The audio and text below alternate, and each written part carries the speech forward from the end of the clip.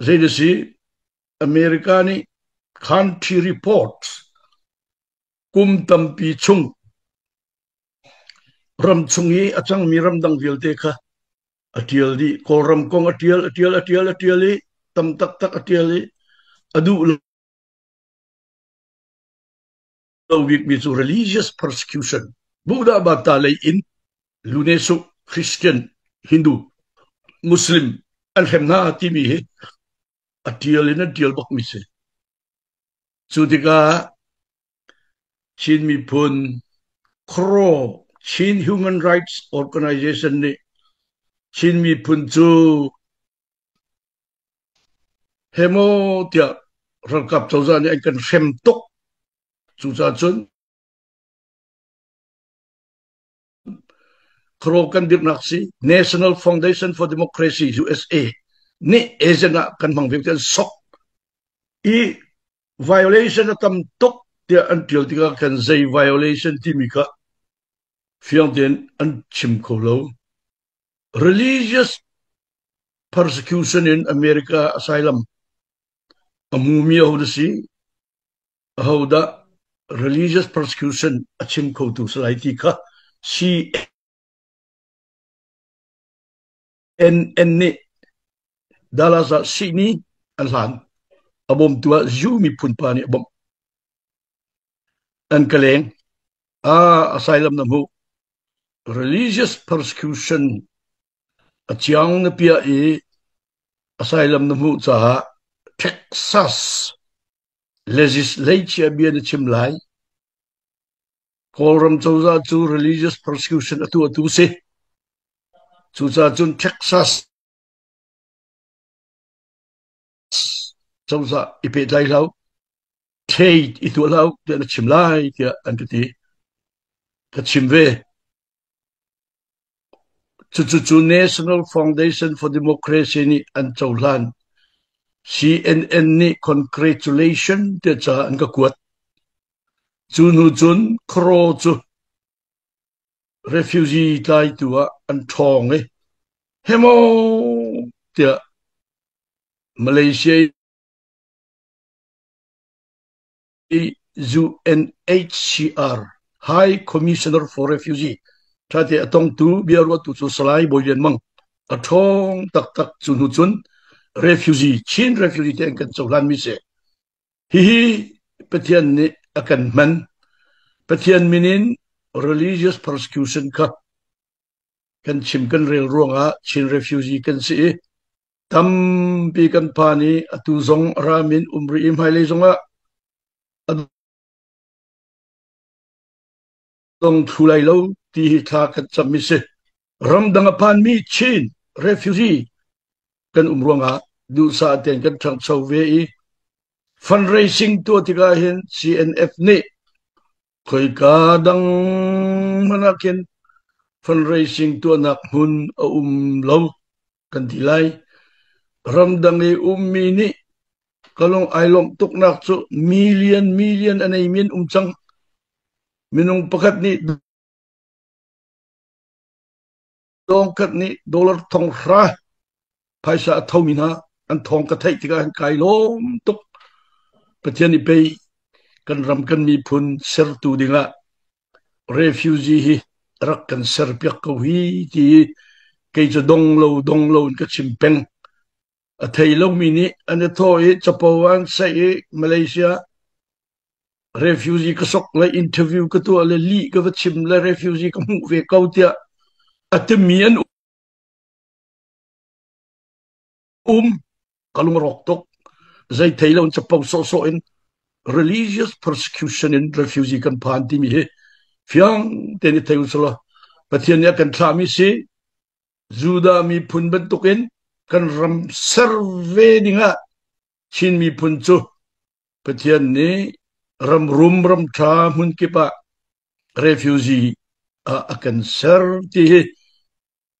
kan pom chiu o ka kadu tok chim chim lang bang ko lai chu cha chun chin lung media zong nan lung chin lau thon nak zom lo atu lewa hin kan ram do then nak achol chang mi vial te an re thei ning an thi lo ning an khon den ning khiam man put ning matan ma suan si ning boy pani akan thei ko ram ser nak achun khata khan kan ton ok zong chu arak sve e atur mi vial te pathian ni upi ko na se atua hin daina tin India lei Mizoram lein daina remna kong an chim ke chakai lom ngai her tok le chin mi phulaka malama ithei thiam lowin tha ten kal ti lowin ruanak dang dang kal sitika kan MNF antun dia zok tika chun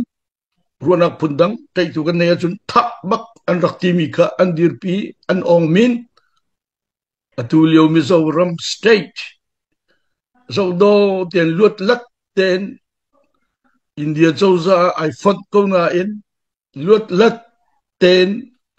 adir mi Mizoram tluk e ko or mim lo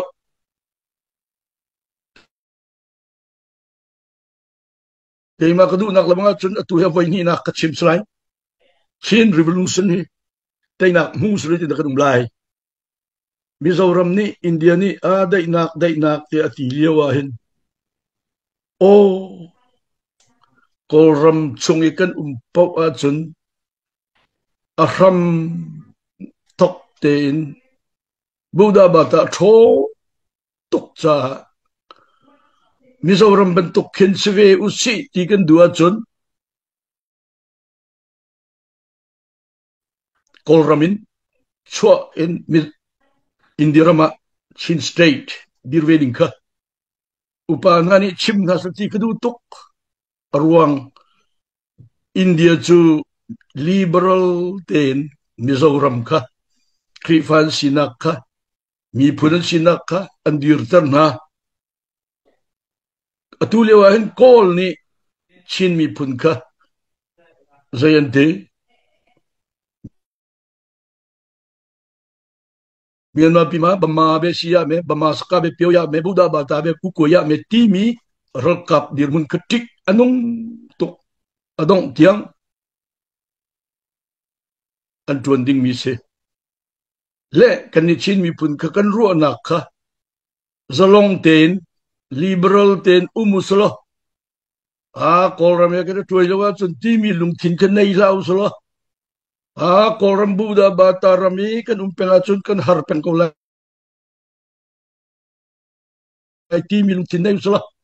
a rekap ne kan upenga chun kan sekhauti lau kan tini ka abi pitok e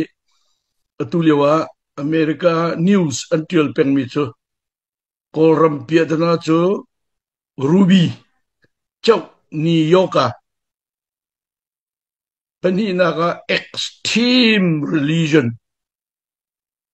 atin chet tok mi conservative tok mi biak na Buddha bata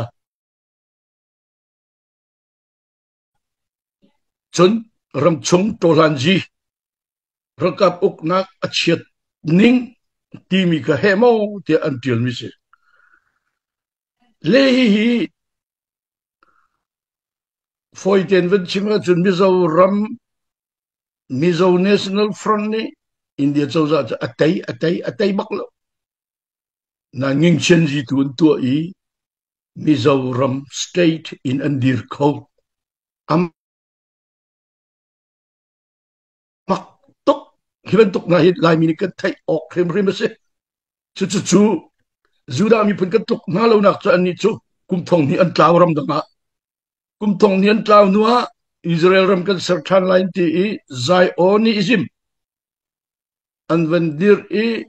ramdang in Israel mini an rama Israel raman serko 1948 khoro har kase kan ni chin mi pun jadi da mai kan umlai Mizoram state bentokin India rama ifon lolo solo peace ngin chen ji hong kan tu pi na solo kai chu kalung king tuk na rol han ji kan tu mi amai le zau te ka hen minong han kan tei lai ma tei lo ti mi hen tu ning te sia chun akan tei pen tu hi sakhan lak mi zong an man lak than rakap hemo te tlak tan na rakap tam pin nei le khat le ya ko rakap tan sung ko lai kan ti lewa an sung nai sai lo kata kan tilakal I atu hi a kadu pau kachim I karua piak thiamulo chin mi phun hi zeiga dilai biak nak le in kan lung ai rol ko pia dana kan ton mi tha te kan phisiko kan bia kan ngai chin mi phun di lak kom phun kul deng mang he Chin Baptist Convention Falama rian 20 mi kan se kai lom tok chaman tok chem chemin Chin câu kek mà là câu kek chiều in tha tiền kan dir ko nak dinga rem nak le dai nak lam